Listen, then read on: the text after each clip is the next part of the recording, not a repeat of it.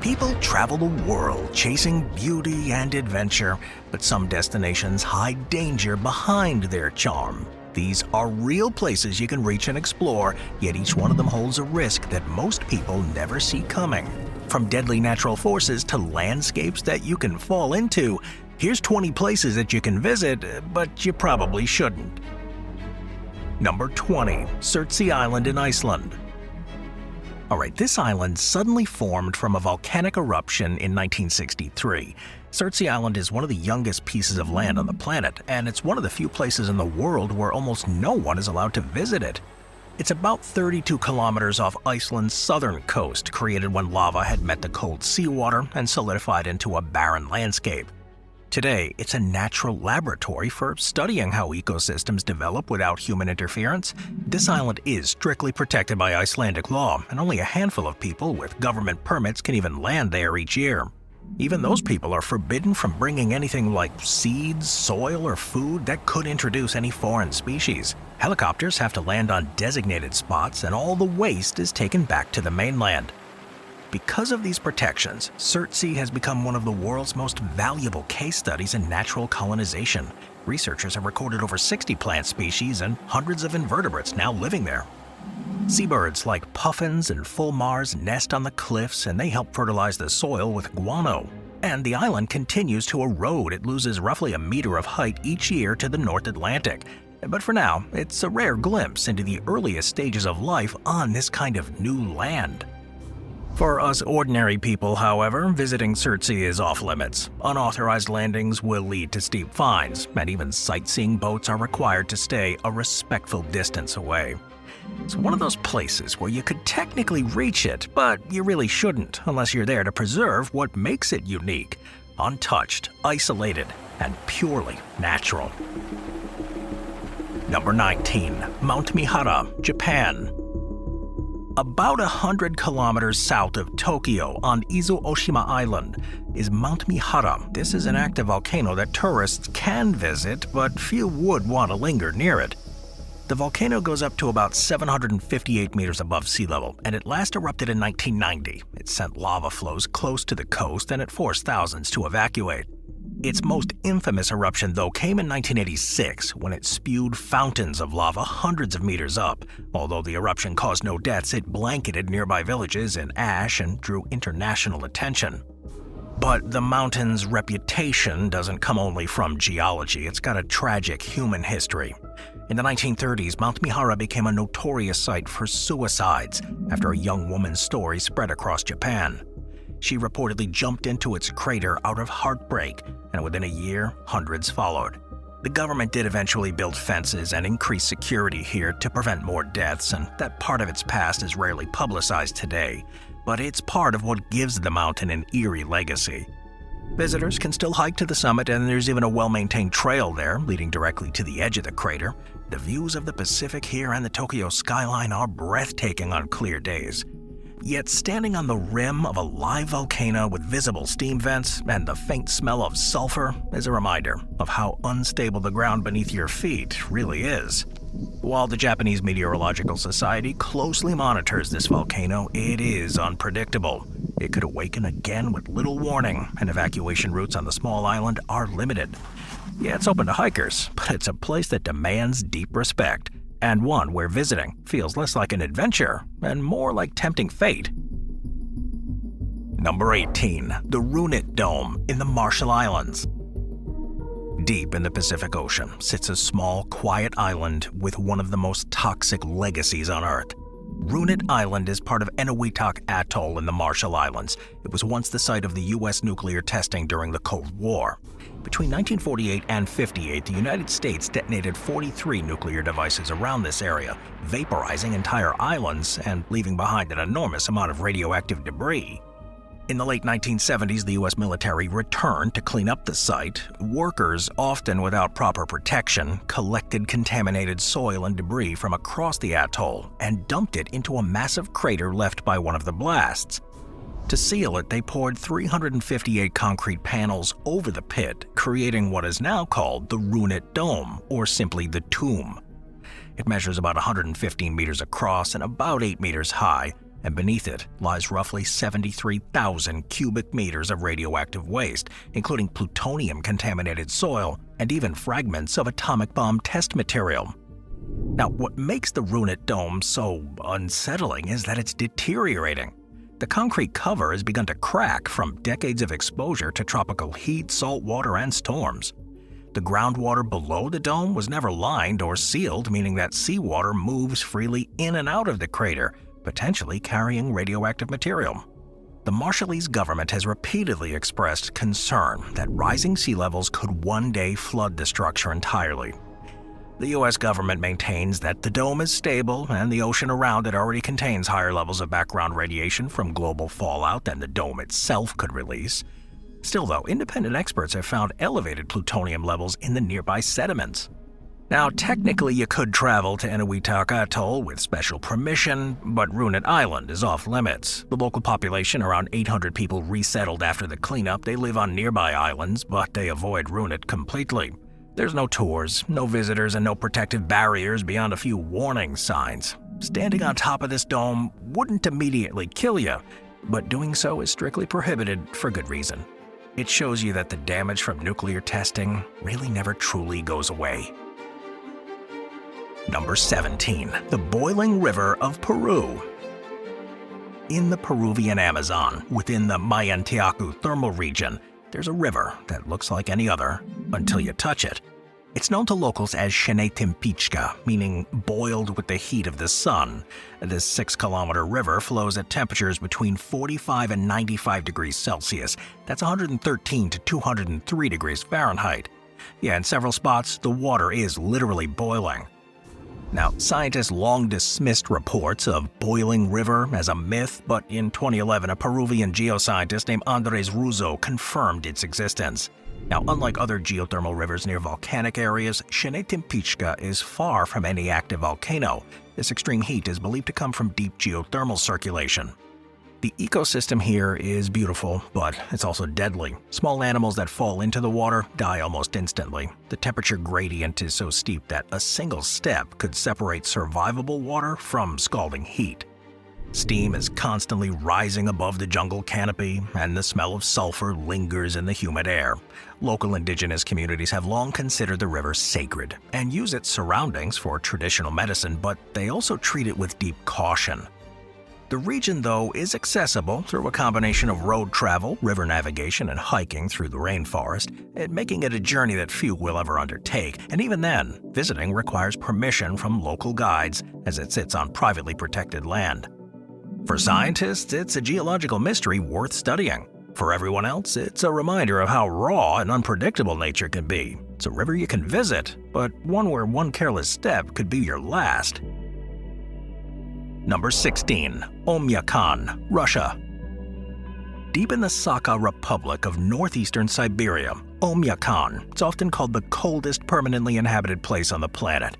It's not completely off-limit to visitors, but one of those destinations that pushes the limits of endurance, and where visiting feels more like surviving. In January 1926, a temperature of negative 71.2 degrees Celsius, that's negative 96.2 degrees Fahrenheit, was recorded here, a record for any inhabited settlement. Yeah, no thanks.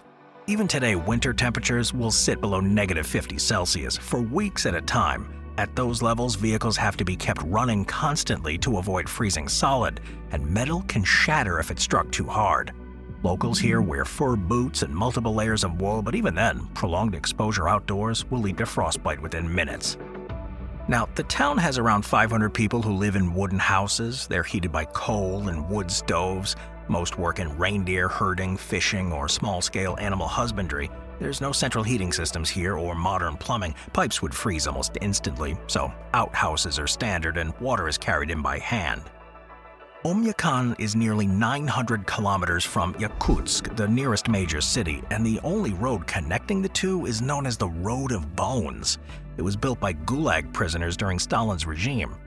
In winter, it becomes an icy lifeline for trucks and buses, and in the summer, melting permafrost turns it into mud, which cuts the town off for days or weeks.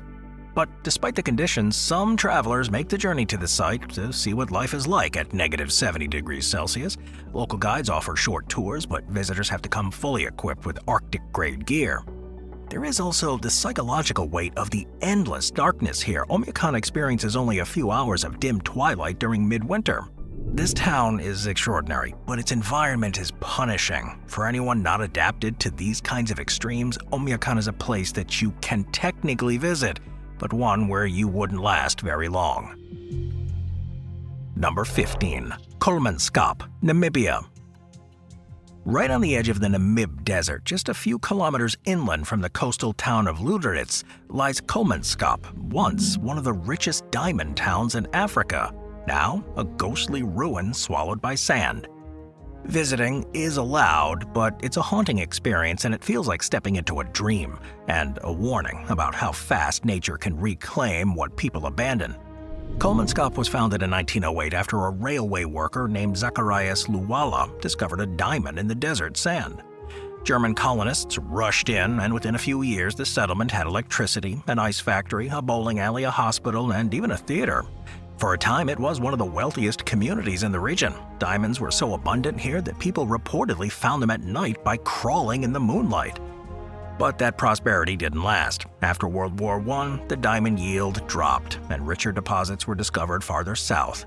By the 1930s, Kolmanskap was already declining. By 1956, it was abandoned completely. The desert quickly began its takeover. Sandstorms filled the streets, buried staircases, and poured through shadowed windows. Today, dunes waist-high fill the interiors of homes that once belonged to diamond barons and engineers. But despite the eerie atmosphere, Kolmanskap has become a controlled tourist site that's managed by Nemdeb, the Namibian diamond company.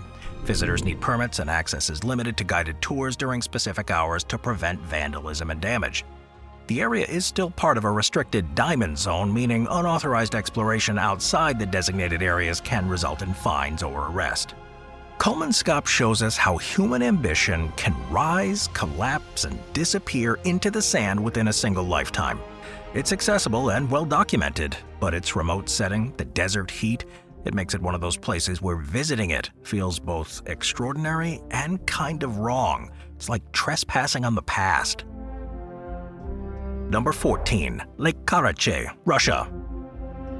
In the Ural Mountains in Russia is Lake Karachay, a small body of water that for decades was among the most radioactive places on the planet. Yeah, it looks calm and ordinary, just like a quiet green lake surrounded by trees, but beneath this surface is a grim legacy of Cold War nuclear waste disposal. Starting in 1951, the Mayak Production Association, one of the Soviet Union's top-secret nuclear facilities, began dumping high-level radioactive waste into the lake. Mayak was built to produce plutonium for nuclear weapons, and environmental safety really wasn't a priority. With little understanding of long-term contamination, the lake became a dumping ground for years. By the 1960s, radiation levels around the lake were astronomical. Standing on the shore for just an hour could expose a person to a lethal dose. In 1967, a drought caused the water level to drop, exposing contaminated mud and silt that were picked up by wind and blown across the region. This fallout spread radioactive dust over thousands of square kilometers, contaminating villages and farmland, and sickening countless people. The Soviet government classified the disaster and the surrounding contamination for decades, only admitting its scale after the collapse of the USSR. In the 1990s, environmental surveys revealed that Lake Karachay's sediment still contained deadly concentrations of cesium-137 and strontium-90. To prevent any further spread, authorities filled the lake with concrete blocks and gravel to cap it, turning it into a sealed containment zone rather than a body of water. Today, of course, access is restricted, security fences and warning signs ring the perimeter, and entry requires official authorization. Radiation levels have dropped thanks to those containment efforts, but it's still not a safe place for anyone to linger. It still remains one of the places that shows how quickly human technology can poison the environment beyond recovery. Lake Karachay is not a scenic spot. It's a warning. You can visit with government permission, but it's a journey few people would ever want to make. Number 13. Mount Nyiragongo. In the Virunga Mountains of eastern Congo rises Mount Nyiragongo. It's one of the world's most active yet unpredictable volcanoes. It's home to the largest permanent lava lake known to science. It's possible to hike to the summit, sure, but it's not an adventure that you want to take unprepared. The crater contains a churning, glowing lake of molten lava nearly 200 meters deep. The surface is constantly shifting and it bubbles and sometimes releases toxic gas. The volcano has erupted at least 30 times since 1882, with some of those eruptions among the fastest moving lava flows ever recorded. In 2002, an eruption sent rivers of lava through a nearby city, destroying 15% of it and displacing hundreds of thousands. But despite this history, guided treks up to it became a popular attraction in recent years. Visitors could hike for 6 hours to reach the summit and camp overnight beside the crater, watching the glowing lava illuminate the clouds. The experience was both terrifying but kinda cool, a view few places on Earth could even match. That all changed in 2021 when it erupted again without warning. Lava reached Goma's outskirts within hours, and authorities had to evacuate hundreds of thousands. Dozens died and part of the volcano's summit collapsed afterward. Since then, scientists have warned that pressure beneath the mountain is unstable. The area sits above a network of faults near Lake Kivu, which itself holds enormous quantities of dissolved methane and carbon dioxide. A large eruption here could, in theory, trigger a gas release, which is a rare but catastrophic event known as a limnic explosion. Today, though, Virunga National Park, which manages access to the volcano, has suspended climbs indefinitely. The mountain is under constant monitoring and seismic activity remains elevated. In theory, you could still reach the base of it, but going any farther would just be reckless. It is a place of natural beauty and power, sure, but it's also one of the most dangerous environments on the planet, where the Earth itself never stops moving under your feet. Number 12. The Bikini Atoll, Marshall Islands. The Bikini Atoll, it looks like a peaceful ring of turquoise water and white sand in the Pacific, but it's one of the most contaminated places ever created by humans. Between 1946 and 58, the United States conducted 23 nuclear tests here, including the detonation of the first hydrogen bomb in 1954. The tests vaporized islands, poisoned the lagoons, and it displaced the local population. It's a damage that still continues to this day. Before the tests began, 167 residents of Bikini were told by American officials that they would be relocated for the good of mankind. They were moved to smaller, barren islands where food was scarce and conditions were poor. The promise that they could return soon proved to be false. Even after a limited resettlement effort decades later, radiation levels remained dangerously high and most Bikinians were forced to leave again. Today, Bikini is part of the Republic of the Marshall Islands and designated a UNESCO World Heritage Site. The lagoon is filled with the wrecks of warships that were sunk during the tests, including the USS Saratoga and the Japanese battleship Nagato.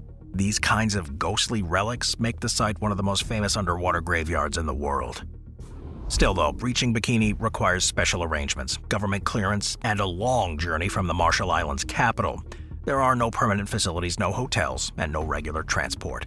Divers stay on liveaboard vessels, and you have to bring all supplies. Even short visits carry a degree of radiation exposure, which is low but measurable. You can go there, but doing so means walking through the shadow of the atomic age, where paradise itself was scarred by weapons that were meant to end all wars. Number 11. Tristan da Cunha, South Atlantic Ocean. Tristan da Cunha is officially the most remote inhabited island chain on Earth. It's so isolated that the nearest continent, Africa, is 2,400 kilometers away. The only way to reach it is by ship from Cape Town, a journey that takes nearly a week across open ocean. There's no airports here, no hotels, and no regular ferries. For anyone who manages to arrive, there's just one small settlement, Edinburgh of the Seven Seas, home to around 250 people. This island was first settled in the early 19th century by a mix of British soldiers, shipwreck survivors, and settlers from Scotland and the Netherlands. Life here moves at a rhythm that really hasn't changed much in a century. There's no malls, fast food restaurants, and there's only one small store supplied by a ship that visits a couple of times a year. Internet and phone service exist, but they're limited, and medical evacuations depend entirely on weather and the availability of transport. The people here, though, are self-sufficient. They rely on fishing, small-scale farming, and the export of lobster to survive. Education, healthcare, governance, they're all managed locally under the British Overseas Territory of St. Helena. Crime here is virtually non-existent, and the community is remarkably close-knit. But that isolation is absolute. Ships can be delayed for months by storms, and contact with the outside world can vanish without warning. Cruise ships do sometimes stop offshore for brief visits, but bad weather often prevents any landings. There's no tourism service beyond basic guest houses managed by the locals. Visiting Tristan da Cunha is less about danger and more about logistics and your own endurance. It's the kind of place where the world feels impossibly far away, and where, if something goes wrong, help could take days or weeks to arrive. Those who go here describe it as surreal, beautiful, and humbling. But it's also a place that kind of reminds you that even in the modern world, true isolation still exists, and it's not for everyone. Number 10. Kawah Ijen in Indonesia. On the island of Java in Indonesia sits Kawah Ijen, a volcano known for its phenomenon that seems impossible: electric blue fire spilling from its crater at night. It's one of the most mesmerizing natural sights on the planet, yet also one of the most dangerous places a person can visit.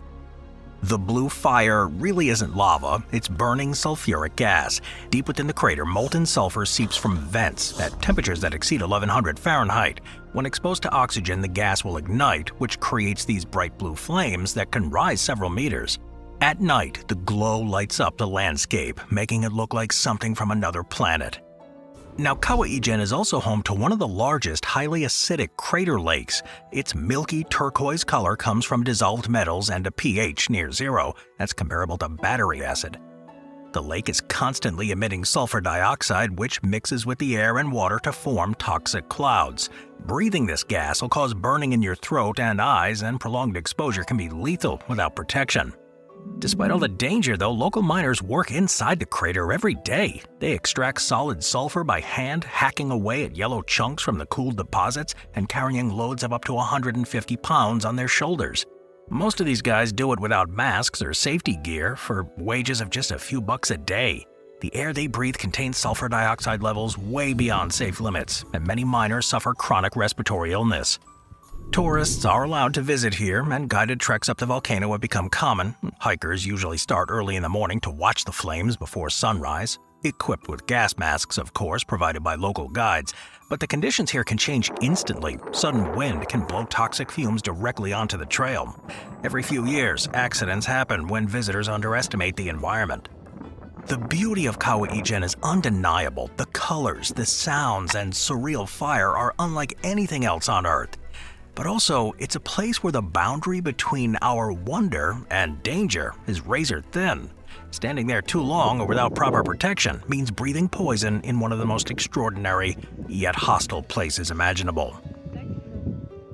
Number 9. Lake Nyos, Cameroon. Sitting in a volcanic crater in northwestern Cameroon, Lake Nyos looks tranquil, a deep blue lake surrounded by green hills. Yet beneath the calm surface lies one of the most unusual and deadly natural hazards known to science: a limnic eruption. On August 21, 1986, without warning, the lake suddenly released a massive cloud of carbon dioxide gas. The invisible cloud rolled down the nearby valleys, displacing oxygen and suffocating more than 1,700 people within minutes. Many victims were found where they had fallen. No burns, no trauma, just the sudden absence of breathable air. The event remains one of the strangest natural disasters in modern history. Scientists later discovered that the lake sits on top of a pocket of volcanic gas that's deep underground. Over time, the gas seeps up through the bedrock and dissolves in the deep water.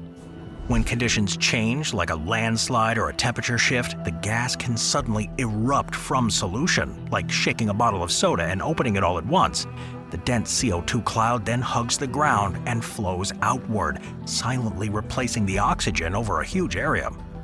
Since the disaster, though, international teams have installed degassing pipes that continuously vent the gas from the lake's depths to the surface, reducing the pressure buildup.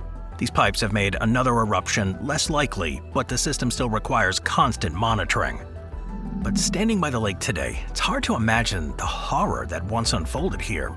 This water looks peaceful, reflects the clouds and trees and birds sing nearby, yet the danger remains invisible and ever-present. Visiting Lake Nyos means entering a land shaped by a silent killer.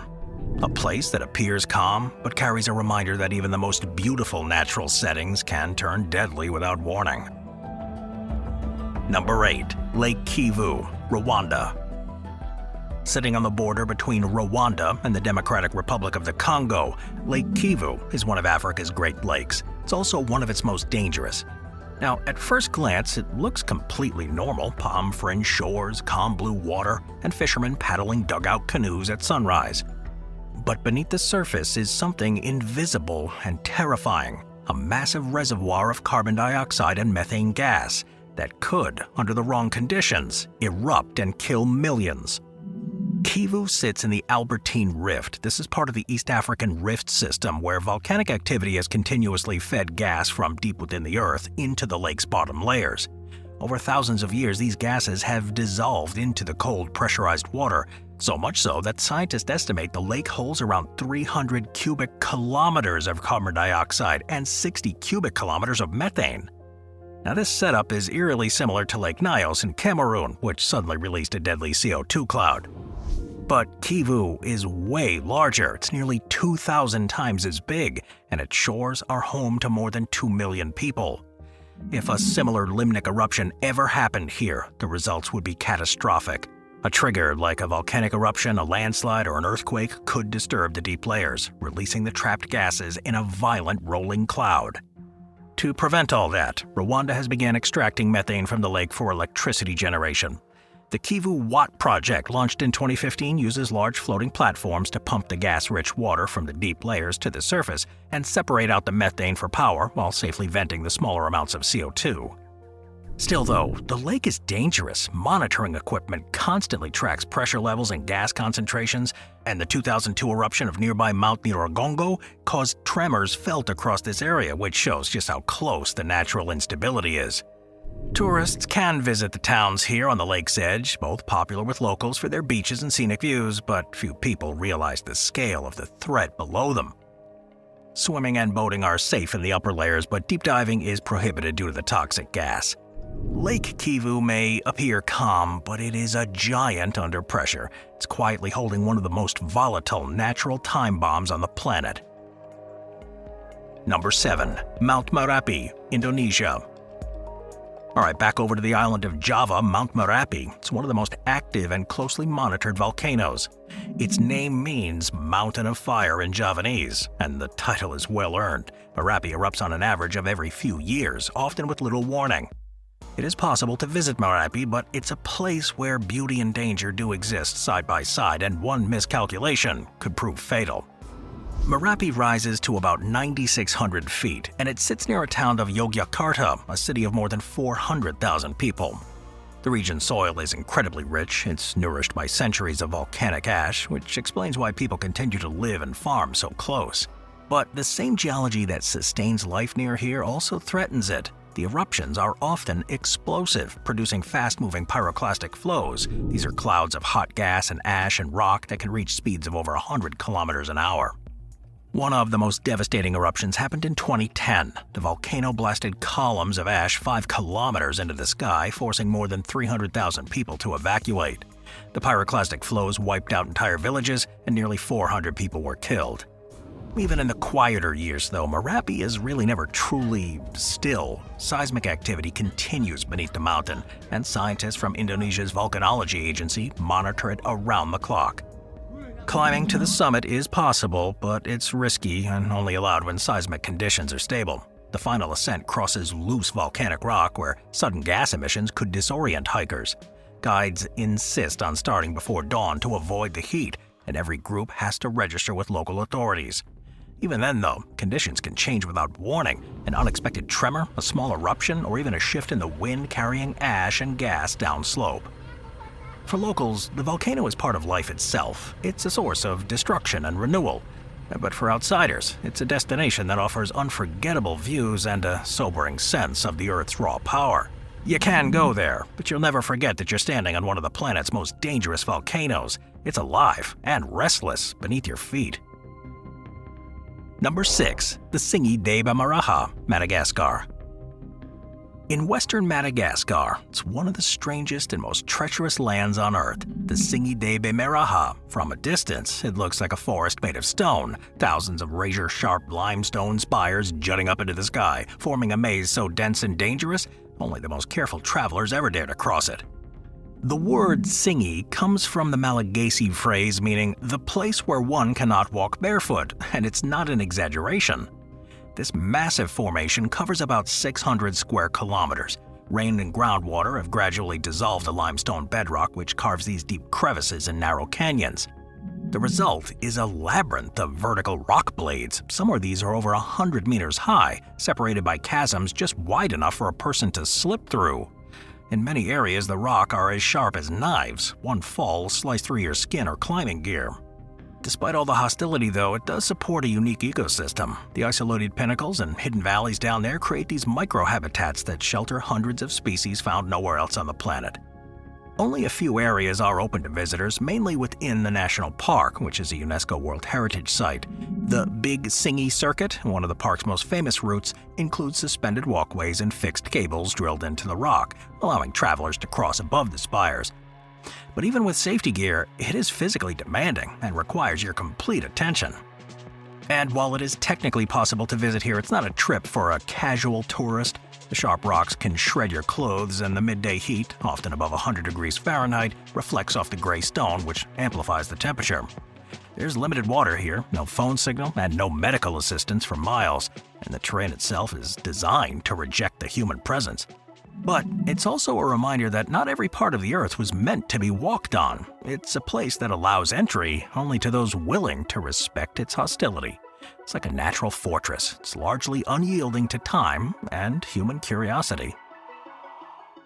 Number 5. The quicksand pits of the Pantanal, Brazil. In South America, stretching across Brazil, Bolivia, and Paraguay, lies the Pantanal, the world's largest tropical wetland. It is a great expanse of savannas, forests, and waterways that are teeming with life. But hidden beneath its beauty are areas even experienced locals approach with extreme caution. The deep quicksand pits formed by unstable sediment layers and seasonal flooding.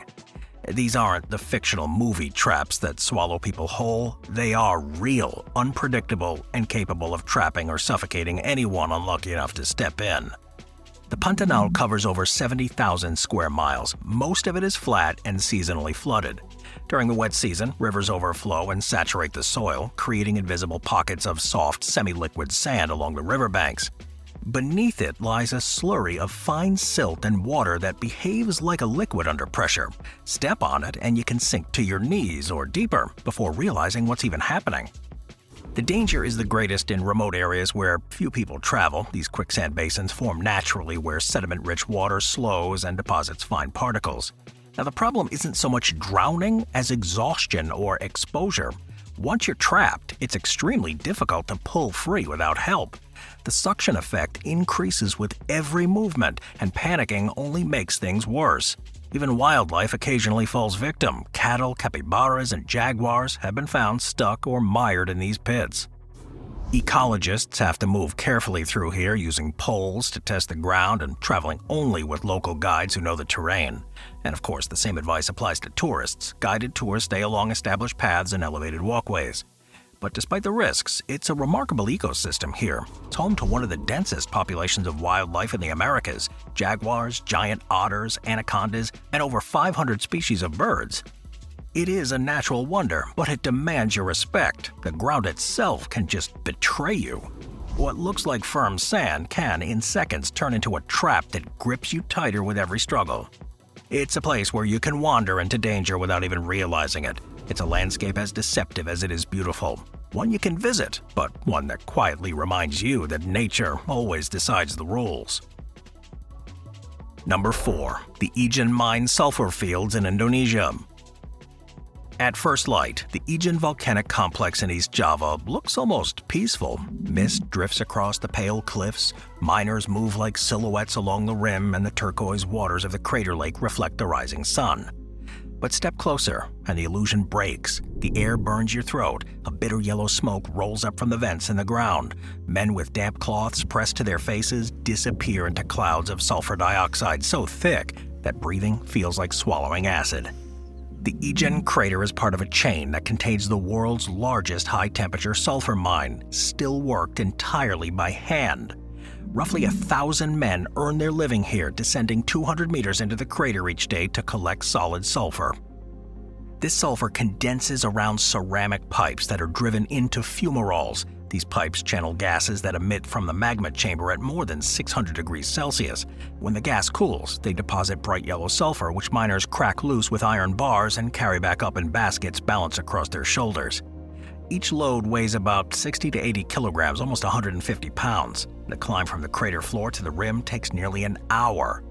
Many miners make 2 trips per day. Their pay averages the equivalent of about 10 to 15 bucks. It's good by rural standards, but earned at an enormous cost to your health. The fumes destroy your teeth, they scar your lungs and burn your eyes. Few miners reach old age without chronic respiratory disease.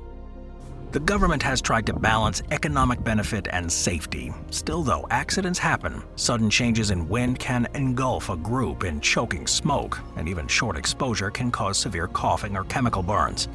In 2018, an explosion inside one fumarole released a burst of hot gas that injured dozens of miners and forced an evacuation.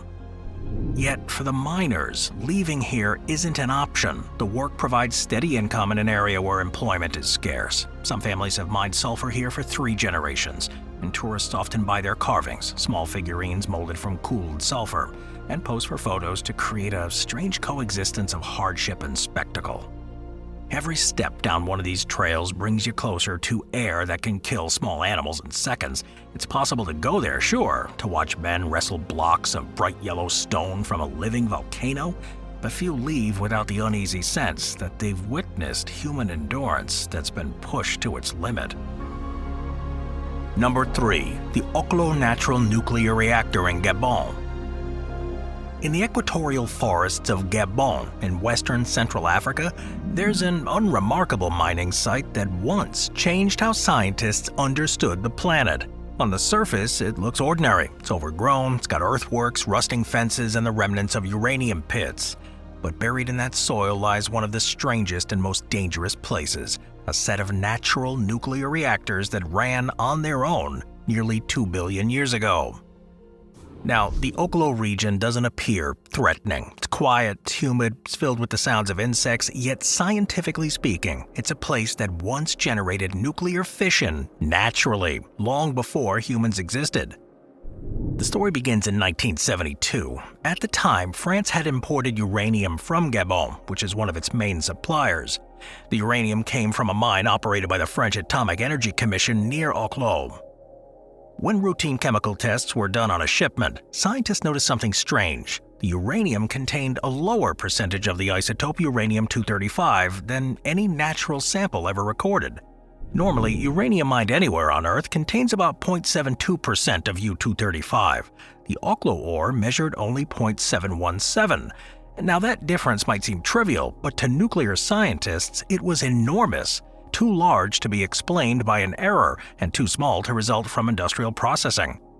France's nuclear experts feared that someone might have stolen the fissile material, but as they analyzed the geology of the Oklo deposit, the truth turned out to be even stranger. Roughly 1.7 billion years ago, when uranium-235 was more abundant in the Earth's crust, a series of chemical conditions allowed certain seams of ore to achieve a critical mass. Underground water acted as a neutron moderator in the same way the role heavy water plays in a human-made reactor. As the uranium atoms split, they released heat, which boiled the water away and slowed the reaction. When the groundwater returned, the reaction resumed. This natural cycle continued intermittently for hundreds of thousands of years. In essence, nature had built a working nuclear reactor complete with an automatic self-regulation. 16 separate reaction zones have since been identified in this region. Each one functioned just like a modern reactor core, generating energy equivalent to about 100 kilowatts. That's enough to power a small town. Only this town existed in the Paleoproterozoic era, long before multicellular life. Now, the site is scientifically invaluable. It's also one of the places, though, that the public is better off admiring from afar. The ore deposits here still contain radioactive residues. Entry, of course, requires permits, and even then you have to only stay for short periods. Locals know the mine's history, but they tend to avoid any deep pits. The remnants of the 20th century mining infrastructure like shafts, tunnels, and concrete foundations are slowly being reclaimed by the forest. But Oklo isn't risk-free. Uranium mining elsewhere in Gabon left environmental scars like tailing piles, contaminated groundwater, and health effects on miners from the colonial and post-colonial eras. France's former state-owned company, Kojima, now Orano, conducted cleanup operations in the early 2000s, but independent researchers have documented elevated background radiation in the nearby soil. Number 2. The Hotuwan Ghost Village in Shengshan Island, China. About 64 kilometers east of Shanghai lies a village that seems at first glance like something out of a dream. Every building, stairway, and courtyard has been swallowed by green. Ivy cascades down the rooftops, vines climb through empty windows, and the whole settlement appears to have melted back into the hill. This is Hotuwan, a fishing village that nature reclaimed completely. For most of the 20th century, Hotuwan became home to several thousand people who made their living from the ocean. The harbor was small but rich with fish and seaweed, and the surrounding cliffs protected it from typhoons. Then, in the late 1980s and early 90s, the community began to shrink. The decline wasn't sudden, it was slow and logistical. Hotuwan sits in a steep valley with only narrow paths connecting it to the rest of the island. Deliveries were made by small boats and fresh water had to be carried in manually. When the Chinese government began centralizing fishing operations and expanding ports elsewhere, the village's isolation became unsustainable. Younger residents left first, seeking jobs in mainland cities or large harbors. Schools then closed, and the last shop shut its doors in the early 2000s. By 2002, the government officially relocated the remaining residents to a neighboring settlement. A few older villagers stayed behind for a time, but eventually even they left. With no one to prune, sweep, or repair, the vegetation took over astonishingly fast. When photos of Hotuwan surfaced online around 2015, the images went viral. The buildings, once gray and cracked, were now coated in emerald foliage, giving the illusion that the entire hill had transformed. Tourists who make the journey here often describe an eerie silence once they leave a main trail. There's no vehicles, no machines, and very few people. The only sounds are waves echoing off the cliffs, cicadas buzzing in the humidity, and the wind moving through the vines that now serve as roofs and curtains. It's not just the look of the place that's haunting, it's how complete the takeover feels. Many of the homes are still recognizable inside, though the interiors have been stripped bare. The schoolhouse has desks half buried in leaves, and it's the kind of decay that tells a story without needing words. It's not tragedy, it's inevitability. The earth, when left alone, doesn't hesitate to erase.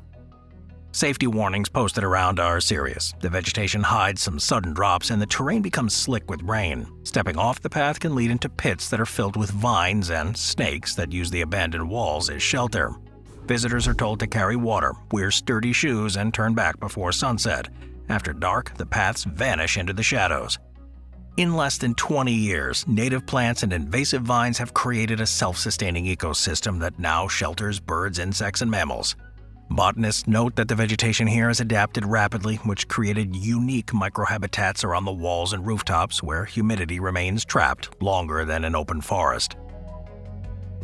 Number 1. The Zone of Silence, the Mapimi Desert in Mexico. Northern Mexico's Chihuahuan Desert is a huge arid plain that locals call La Zona del Silencio, the Zone of Silence. It sits near the intersection of the states of Durango, Coahuila, and Chihuahua, and it looks at first glance like any other remote desert. But for more than a half a century, this place has carried a strange reputation. Radio signals just cut out, compasses spin erratically, and electronics fail without warning. Some travelers have compared it to the Bermuda Triangle of the desert. Most of the stories of the Zone of Silence trace back to a single event in July of 1970, when a U.S. Air Force rocket misfired during a test from the White Sands Missile Range in New Mexico. The rocket was supposed to land hundreds of kilometers north, but it veered off course and crashed deep inside Mexican territory. The missile carried 2 small containers of radioactive cobalt-57 intended for experiments. Both were recovered, but by the time the U.S. and Mexican teams arrived, the region had already been nicknamed La Zona del Silencio by locals, who noticed that radio transmissions didn't work properly there. Investigations later found that the area's patchy communication wasn't supernatural at all. It was due to magnetic anomalies in the region. Yet the nickname stuck, and with it came a flood of rumors. Over the years, stories spread of meteorite falls, strange lights in the sky, mutations in the desert plants, and magnetic stones that hum. In the 1970s and 80s, curious researchers, UFO enthusiasts, and journalists began visiting, each of them adding a new layer of speculation.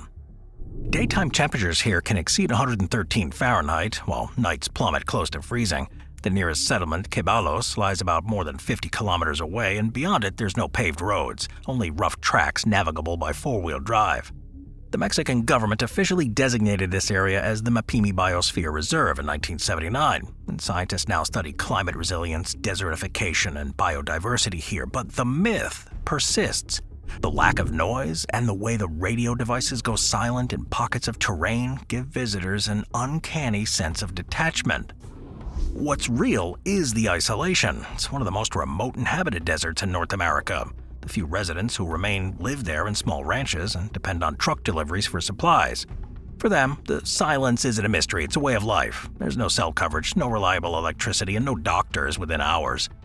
Researchers still monitor residual cobalt from the 1970s rocket crash, though radiation levels are now considered safe. The real danger isn't invisible rays, it's the desert itself. The heat and remoteness can defeat even experienced travelers. Every year, a few explorers have to be retrieved after underestimating the distance between water points. Those who go prepared often leave with a deep sense of unease mixed with wonder. The zone of silence, it has no spectacle. It's got no monuments, it's just emptiness that feels endless. Step too far into it, and you'll understand how quickly the world forgets once you lose a signal. It's a place where technology falters, time slows down, and the only sound is your own breath, echoing in a desert that doesn't care whether you ever make it back.